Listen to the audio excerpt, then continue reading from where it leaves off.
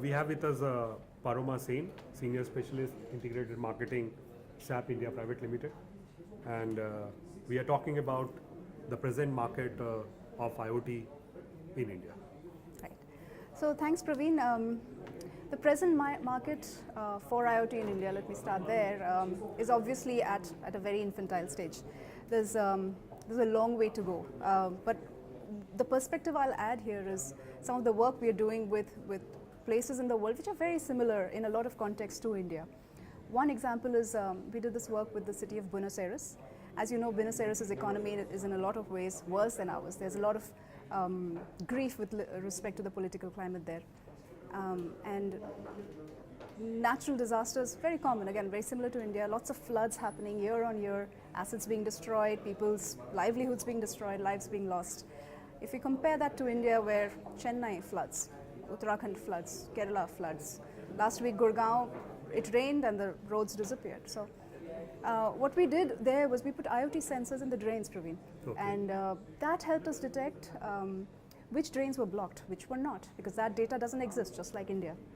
So clearing that, being able to predictively clear the drains when you can see that a storm is approaching, that actually helps the situation. The second example, Praveen, is trains. In India, there's so much derailing, right?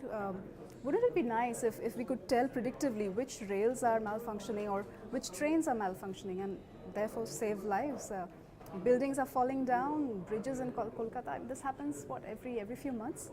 So the example I'm citing is Trenitalia in Italy, where we did this project, predictive maintenance. And of course, the companies save 10% of their maintenance costs.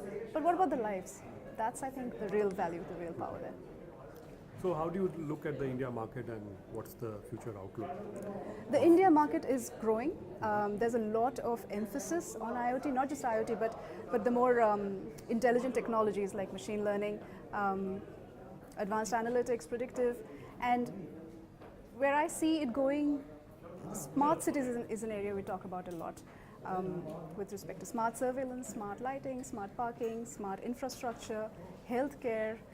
There's a lot of areas of growth, and it's happening now. So I'm so happy to see in the event today how people are investing in this for the good of people. And which verticals do you see will show growth? Yeah, like I mentioned, for example, early adopters. Yeah, utilities, smart metering is a big area because the companies are now running in their books in the red because theft of power is a very, very, very recurring thing in India.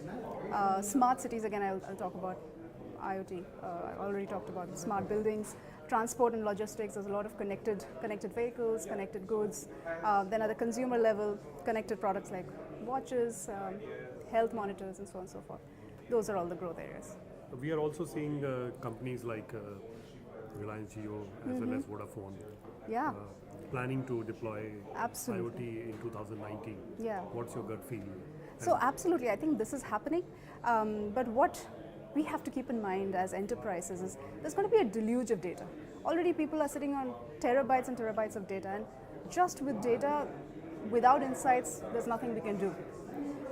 But for enterprises to be able to take advantage and help use this data, use this IoT to improve people's lives and improve business outcomes, they have to be intelligent enterprises. And there are three things that they must do to be intelligent enterprises. One is they must have intelligent applications which serve stakeholder needs, whether it's an employee or a customer or a vendor. Two is an intelligent platform. So all this data, a structured way of managing this data and being able to extend it by crowdsourcing innovation. And the third is intelligent applications, like we talked about machine learning, we talked about predictive, we talked about advanced analytics, right? So enterprises are going to lead the way for India, and this is what they need to do to be an intelligent enterprise. And what would be the role of SAP with respect to IoT, analytics, cloud, security? At SAP, we talk about our outcomes being met when our customers help improve people's lives, right? So from a technology perspective, we do have an IoT platform. It's on our cloud platform. We have several applications like predictive maintenance we talked about.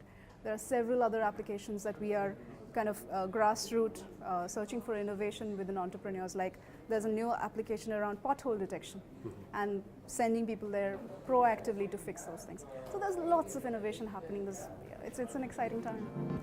Thanks. Yeah? Thanks, Paroma.